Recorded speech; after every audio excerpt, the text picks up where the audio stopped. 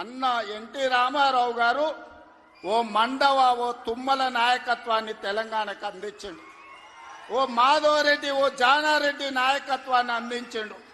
ఓ దేవేందర్ గౌడ్ నాయకత్వాన్ని అందించిండు. ఓ కడియం సిఆరి ఒక మోత్కుపల్లి నరసింహుల లాంటి నాయకులను ఈ తెలంగాణకు అందించిండు. అంతెందుకయ్యా, ఈనాడు ఉపన్యాసాలు ఇస్తున్న బీఆర్ఎస్ నాయకుడు కల్వకుంట్ల చంద్రశేఖర్ రావుకి రాజకీయ భిక్ష పెట్టింది ఎవరు? అన్న లేకుంటేనే మీరు నాయకులు అయ్యిండ్రా? అన్న నీడను బతికిన మీరు అన్నగారి గురించి తక్కువ చేసి మాట్లాడు మీకు మంచిదా? వారే కాదు, వారి పేరు పెట్టుకున్న వాళ్ళు కూడా ఈరోజు నాయకులుగా చలామణి అవుతున్నారు. ఆయన ప్రోత్సాహం ఇచ్చి, ఆయన భుజము తట్టి, ఆయన ఒక అవకాశం ఇచ్చిన ఓ తుమ్మల, ఓ మండల, ఓ మండవ, ఓ జానా, ఓ మాధవరెడ్డి, ఓ దేవేందర్ గౌడ్, ఓ కడియం సిఆరి, ఓ మోత్కుపల్లి నరసింహులే కాదు, తెలంగాణలో నాయకత్వాన్ని వహిస్తున్న కల్వకుంట్ల చంద్రశేఖరరావును కూడా ఎన్టీ రామారావు గారికి గుర్తించే రాజకీయ అవకాశాలు కల్పించిన సంగతి ఎవరు మరవద్దు. ఇది చరిత్ర. ఇంకొంతమంది ఆయన పేరు మీదనే చలామణి అవుతున్నారు. కొంతమంది నకిలీలు ఎప్పుడు ఉంటారు. వాళ్ళ ఆలోచనలు ఎట్లుంటాయో కూడా మనం చూస్తున్నాం. అందుకే ఇవాళ మిత్రులారా, ఈనాడు మేము అందిస్తున్న ఇందిరమ్మ ఇల్లు కావచ్చు, ఆనాడు ఎన్టీఆర్ గారు మొదలుపెట్టిన పక్కా ఇళ్ల పథకమే ఈనాడు ఇందిరమ్మ ఇళ్ల పథకం అని నేను ఈరోజు గర్వంగా చెప్పదలుచుకున్నా. ఈనాడు 3,24,00,000 మంది సన్న బియ్యం ప్రతి పేదవాడు దళిత వాడల్లో అన్నం తింటున్నాడంటే, సంటి పిల్లలకు బుక్కెడు పువ్వు తినిపిస్తున్నారంటే ఆ స్ఫూర్తి వెనకాల అన్న 2 రూపాయల కిలో బియ్యం పథకం ఉన్నదని నేను ఈరోజు చెప్పదలుచుకున్నా. ఇవాళ మేము ఇందిరమ్మ చీరలు ఇస్తున్నాం ఆడబిడ్డలకు. పండుగ పూట నాడు పెట్టే మేము చీర సారెగా భావించి ఈనాడు పాలపిట్టల లెక్క ఈరోజు మా ఆడబిడ్డలు చీర కట్టుకుంటున్నారు. దీనికి స్ఫూర్తి ఆనాడు ఎన్టీఆర్ జనతా వస్త్రాలు పేదవాళ్ళకు అందించి కూడు గుడ్డ నీడ అని ఎన్టీఆర్ ఏదైతే ఆలోచన చేసిండో ఆ స్ఫూర్తి ఈనాడు మా ప్రభుత్వంలో అమలు చేస్తున్న సంక్షేమ పథకాలలో కనిపిస్తుంది. మీరు ఒక్కసారి ఆలోచన చేయండి. ఈనాడు వైఎస్ఆర్ ప్రకటించిన ఉచిత కరెంటు కావచ్చు, ఈనాడు రైతులకు మేము అందిస్తున్న 24 గంటల ఉచిత కరెంటు, దీనికి స్ఫూర్తి ఆనాడు అన్న ఎన్టీఆర్ 50 రూపాయలకే హార్స్ పవర్ అని రైతాంగాన్ని ఆదుకోవడానికి వారు అందించిన విద్యుత్తే, వారు అందించిన శక్తే ఈనాడు ఉచిత విద్యుత్తు అని నేను చెప్పదలుచుకున్నా. ఇవాళ మిత్రులారా, ఆనాడు ఎస్సీల కోసం, ఎస్టీల కోసం, మైనారిటీల కోసం అమ్మ ఇందిరమ్మ పాటుపడితే బలహీన వర్గాల కోసం అన్న ఎన్టీఆర్ పాటుపడ్డాడు.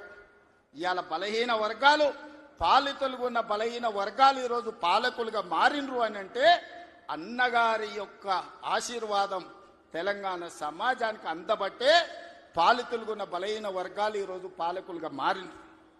ఒకనాడు గ్రామాలలో పటేలు పట్వారి వ్యవస్థ ఎంత బలంగా ఉండేనో వాళ్ళ చేతుల్లో తెలంగాణ నలిగిపోతుంటే ఎన్టీ రామారావు గారు పటేల్ పట్వారి వ్యవస్థను రద్దు చేసి పేదలకు విముక్తి కలిగించిన చరిత్ర ఈ ప్రాంతంలో ఉన్నది.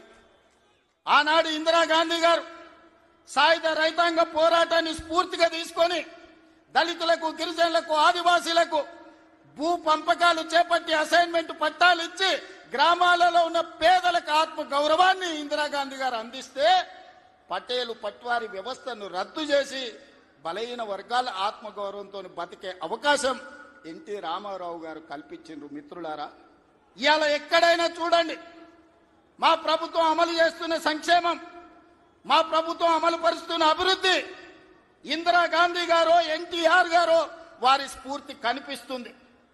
ఈరోజు ఇందిరమ్మ ఆశీర్వాదం, అన్న ఎన్టీఆర్ స్ఫూర్తి ఈరోజు మా ప్రజా పాలనలో కనిపిస్తుంది, మా ప్రభుత్వంలో కనిపిస్తుంది, మా నిర్ణయాలలో కనిపిస్తుంది.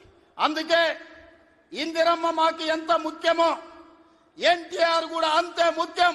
ఇందిరమ్మ ఒక తరం అయితే ఎన్టీఆర్ ఒక శకం. వాళ్ళిద్దరి కలయికనే ఈనాటి ప్రజా పాలన. ఈ ప్రజాపాలన ప్రజలకు అందుబాటులో ఉంది అనంటే ఒక ఇందిరమ్మ స్ఫూర్తి, ఒక ఎన్టీఆర్ యొక్క ఆలోచన విధానం ఈనాడు మేము అమలు చేస్తున్నాం. మిత్రులారా, ఇవాళ మా నిర్ణయాలు మీరు చూసిండ్రు. ఆడబిడ్డలకు ఆర్టీసీలో ఉచిత బస్సు కావచ్చు, ఆడబిడ్డలకి ఈరోజు అదానీ అంబానీలతో పోటీ పడి సోలార్ పవర్ విద్యుత్ ఉత్పత్తి కావచ్చు, ఆర్టీసీలో ఉచిత ప్రయాణమే కాదు, ఆర్టీసీ 1000 బస్సులు ఆడబిడ్డలను యజమానులను చేసి ఈ రోజు వాళ్ళని వ్యాపారాలలో రాణించే విధంగా చేసినాం. ఆనాడు అన్న ఆడబిడ్డలకు ఏ విధంగా ఆస్తిలో హక్కిచ్చుండో ఈనాడు 1 కోటి మంది ఆడబిడ్డల్ని కోటీశ్వరులను చెయ్యాలన్న లక్ష్యంతో మా ప్రజాపాలన పనిచేస్తుంది. మా సీతక్క, మా బట్టి విక్రమార్క గారు దీన్ని అమలు చేస్తున్నారు. ఇవాళ మేము గర్వంగా చెప్పదలుచుకున్నాం, అన్నగారు అదే విధంగా ఇందిరమ్మ స్ఫూర్తితో 1 కోటి మంది ఆడబిడ్డల్ని ఇవాళ కోటీశ్వరులను చెయ్యాలి అని మా ప్రభుత్వం ప్రయత్నం చేస్తుంది. అందుకే మిత్రులారా, ఇవాళ మా ప్రభుత్వం రైతు రుణమాఫీ కావచ్చు, రైతు భరోసా కావచ్చు, రైతులకు ఉచిత కరెంటు కావచ్చు, రైతు రుణమాఫీ 21,000 కోట్ల రూపాయల రద్దు చేసిన విషయం కావచ్చు, ఇవన్నీ రైతుల కోసం మేము అమలు చేస్తున్న సంక్షేమ పథకాలు. ఇవాళ రైతులు పండించిన సన్న వడ్లు 500 రూపాయల బోనస్ ఇచ్చి ఈనాడు మేము కొనుగోలు చేస్తున్నామంటే రైతును రాజును చెయ్యడమే లక్ష్యంగా, వ్యవసాయాన్ని పండుగ చేయడమే లక్ష్యంగా ఈరోజు మేము పనిచేస్తున్నాం. ఇవాళ మహిళలందరికీ అవకాశం ఇవ్వాలి అని స్థానిక సంస్థల్లో ఆనాడు మహిళలకు రిజర్వేషన్లు ఉండాలని రాజీవ్ గాంధీ గారు నిర్ణయం తీసుకుంటే ఆ నిర్ణయాన్ని అమలు చేసిన గొప్ప నాయకుడు ఎన్టీఆర్. ఈ రోజు స్థానిక సంస్థల్లో ఆడబిడ్డలకు 50% అవకాశాలు ఆనాడు రాజీవ్ గాంధీ నిర్ణయం తీసుకుంటే ఎన్టీఆర్ అమలు చేస్తే ఈ రోజు ఆడబిడ్డలకు స్థానిక సంస్థల్లో ఈ రోజు రిజర్వేషన్లు వచ్చినాయి. ఆ స్ఫూర్తితో ఈనాడు శాసనసభలో, లోక్సభలో మహిళలకు రిజర్వేషన్లు ఉండాలి, 33% ఇవ్వాలి అని ఈ వేదిక మీద ఉన్న మేమందరం కట్టుబడి ఉన్నాం. రాబోయే ఎన్నికలు 33% రిజర్వేషన్లు ఈ రోజు మహిళలకు ఇచ్చే విధంగా మేము ముందుకు వెళ్తామని నేను తెలియజేస్తున్నాను.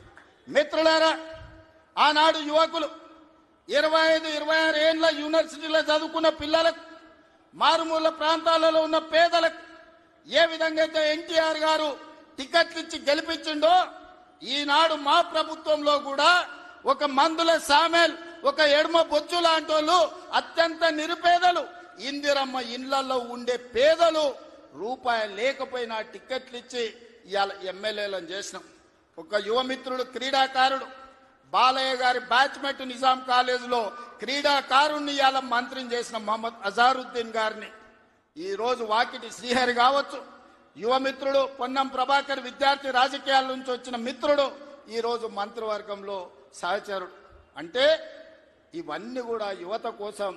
ఈరోజు రాష్ట్రంలో మొదటి సంవత్సరంలోనే 67,000 ప్రభుత్వ ఉద్యోగ నియామకాలు చేపట్టి ఈరోజు యువకులకు ఉద్యోగ ఉపాధి అవకాశాలు కల్పించినాం. మహిళలకు 60,000 కోట్ల రూపాయల బ్యాంకు లింకేజ్ అప్పులు ఇప్పించినాం. ఈరోజు మహిళలు వ్యాపారం చేసుకుంటూ, యువకులు ఉద్యోగాలకు పోటీ పడుతుండ్రు, రైతులు వ్యవసాయంలో లాభసాటిగా ఈరోజు ముందుకు సాగుతున్నారు. ఇవన్నీ మీ ఆశీర్వాదంతో మీరండగా నిలబడి ఆనాడు 2023 డిసెంబర్ 7 నాడు ప్రజాపాలనను మీ ఆశీర్వాదంతో అధికారం చేపట్టి ఉప ఎన్నికలు జరిగితే కంటోన్మెంట్ అయినా, జూబ్లీ హిల్స్ అయినా మీరందరూ అండగా నిలబడి గెలిపించబట్టే ఈనాడు ప్రజాపాలన ముందుకు సాగుతుంది. భవిష్యత్తులో మీరు ఇదే విధంగా అండగా ఉండాలి. ఈ సందర్భంగా చివరగా ఒక్క మాట చెప్పదలుచుకున్నా. 94 నుంచి 2004 వరకు 10 సంవత్సరాలు తెలుగుదేశం పార్టీ అధికారంలో ఉంది. 2004 నుంచి 2014 వరకు 10 సంవత్సరాలు కాంగ్రెస్ పార్టీ అధికారంలో ఉంది. 2014 నుంచి 2024